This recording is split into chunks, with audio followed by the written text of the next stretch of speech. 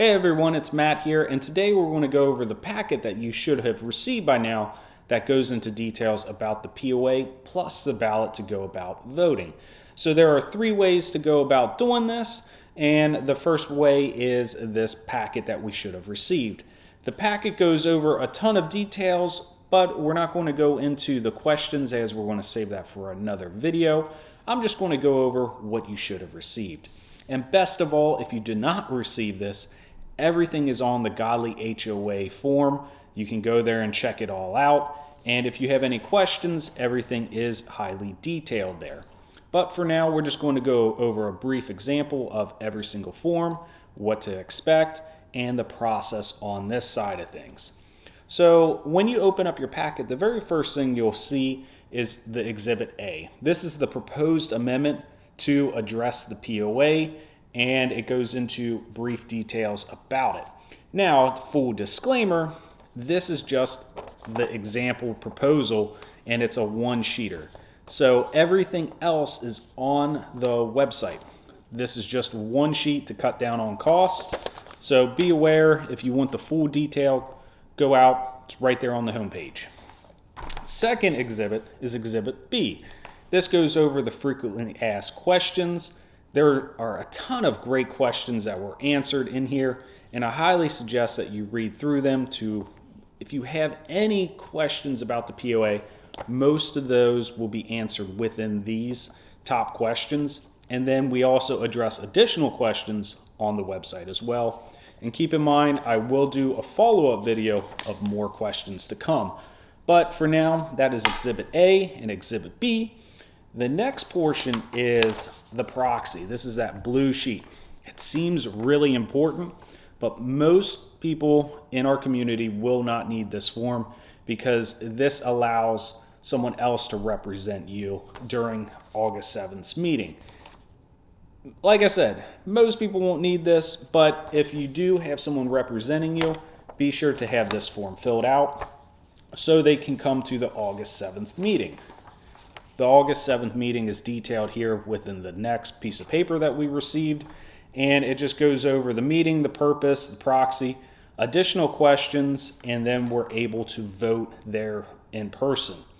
It also goes over additional details, just acknowledging the members of our community for the proposal and the declaration of covenants that we're requesting. So be sure to read through this. It's pretty straightforward.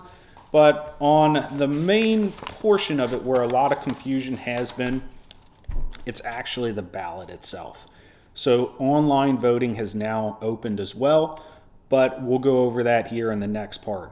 If we are voting through the ballot or in person on August 7th, you just want to fill out the owner's name, if you're a joint ownership, and then the address. And then you can vote yes or vote no. Pretty straightforward on that. And then if you do have joint ownership only, just need to acknowledge which one you are. And besides that, you just do your owner signature, and that's how you vote. Owner signature, and date, and then you return the ballot to the Godley Station HOA with Century Management. It is the Villages at Godley Station, Homeowners Association, Century Management, Inc., 101 West Mulberry Boulevard, Suite 225, Savannah, Georgia, 31407. Or what I am actually doing is emailing this to Sam Gibbs, which is S. Gibbs, Gibbs, at centurymanagement.com.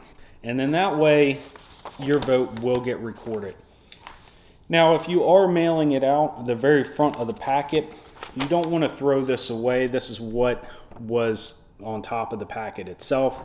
You'll want to actually tear this off, and this can go right into the envelope that was sent along with it, and you would mail in your vote that way.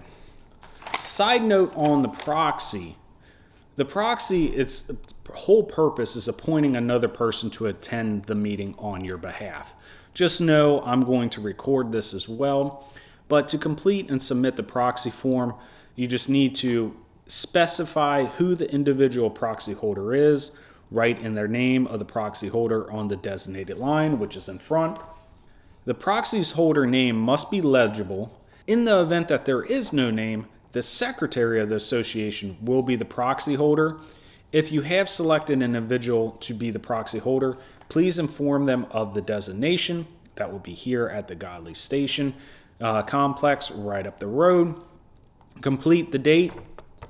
Make sure to print in your name in the required space and then also sign it. Then you're going to want to return the proxy form to the special members meeting by either having the proxy bring it to the meeting or by mailing the proxy, which you can also do with the detached envelope.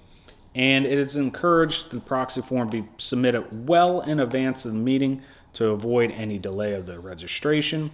The proxy form must be received before the commencement of the meeting to be valid. That is very important, so make sure that if you are planning to do this, give us plenty of time to record this. But again, you can send it right alongside of it, and then that way it gets here. But for the most part, I have a feeling most people are going to be voting online as well. So let's jump into doing that.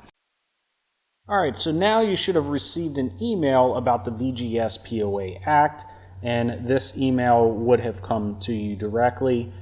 Whoever is signed up, you should have your email already set up with Century Management, but if you don't, there's a good chance that you have not received this just yet. So make sure that you do that if you have not recorded your email just yet, because they make it very simple. And the registration code that you see right here is actually tied to your ballot on the back end of Century. So it makes it very easy to track everything and to make sure that the ballots are recorded properly and that there's no duplication.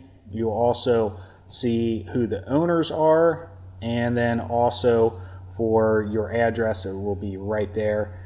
And if you have multiple properties within the HOA, you'll have multiple times to vote. So for me, you can see I only vote once, but then once you click here, it's going to then take you to the POA page. Let me adjust it so you can see.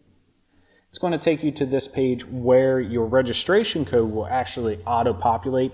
I have it hidden right now just because I don't want anyone else having my registration code, but that's going to allow you to vote directly from the website, and it just keeps it all in one simple place. Now, if you did fill out the packet and you've already submitted your vote, you don't have to go and do this again. Once this is sent out, your vote is recorded.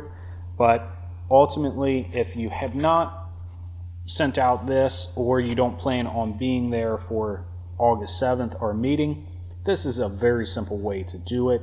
You can go on there and vote that way. But keep in mind, I will be sending out additional videos to go over everything. So if you have any questions, just let one of us know. But ultimately, just make sure that you're getting all the information that you need. Actually, I should say that you're getting all the questions you need answered before submitting your vote. But if you have any questions, feel free to let us know. And with that being said, keep a lookout for additional videos on this, because this is some exciting stuff. So let's protect our community, and I will talk to you soon.